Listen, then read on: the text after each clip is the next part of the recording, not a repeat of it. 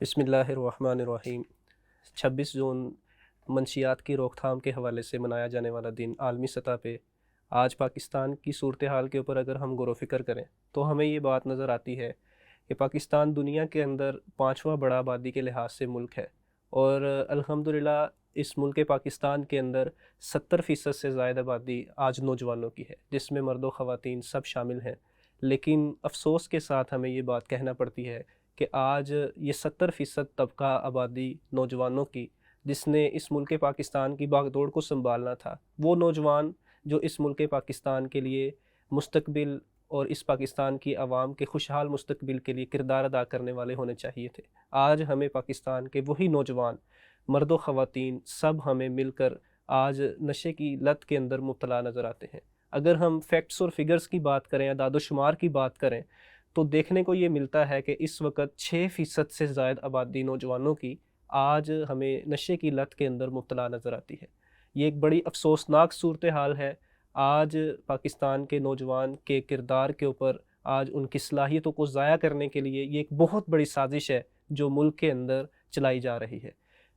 ہم Muslim youth league کی طرف سے پاکستان کے اندر نشے سے پاک پاکستان مشن رکھتے ہیں اور یہ عزم رکھتے ہیں کہ ہم نوجوانوں کو ان کی صلاحیتوں کو نکھارنے کے لیے ملک بھر کے اندر کردار ادا کریں۔ آج ہمارے تعلیمی اداروں کے اندر آج مختلف شعبہ ہائے زندگی سے تعلق رکھنے والے نوجوانوں کے ہاں سگریٹ پینا، نشے کا استعمال کرنا آج یہ فیشن بن چکا ہے۔ تو ہم نے اس فیشن کو روکنا ہے۔ آج ہم نے اس برائی کو، جس کو برائی نہیں سمجھا جاتا، ہم نے اس کی روک تھام کے لیے کردار ادا کرنا ہے۔ تو میں مسلم یوتھ لیگ کی طرف سے ملک بھر کے نوجوانوں کو اس عالمی دن کے موقع پر یہ پیغام دینا چاہتا ہوں کہ ہم اس منشیات کے روک تھام کے لیے، ہم اس منشیات کو روکنے کے لیے، نوجوانوں کو اس سے بچانے کے لیے ہم اپنا کردار ادا کریں، آگے بڑھیں، میدان کے اندر کھڑے ہوں اور ہم اس حوالے سے کام کریں۔ اور اسی طریقے سے میں حکومت پاکستان سے بھی مطالبہ کرنا چاہتا ہوں کہ اینٹی نارکوٹکس کا جو ادارہ ملکی سطح پہ بنایا گیا ہے،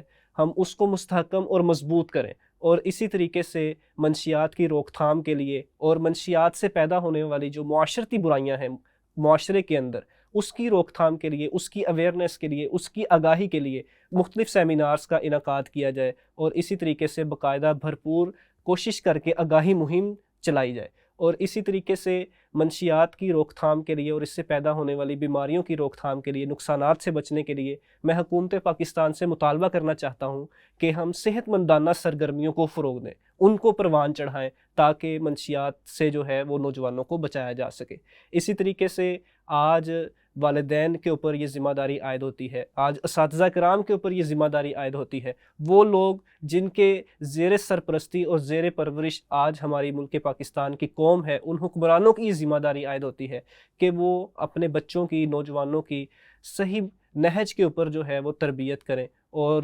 نوجوانوں کو، بچوں کو اس برائی سے، بیماری سے بچانے کے لیے کردار ادا کریں۔ یہی بات یاد رکھیں کہ نشہ جو ہے وہ زندگی نہیں بلکہ ایک بری موت ہے، جس سے آج ہم نے خود بھی بچنا ہے اور دوسروں کو بھی بچانا ہے۔ محبت شان ہے مرکز مسلم لیگ۔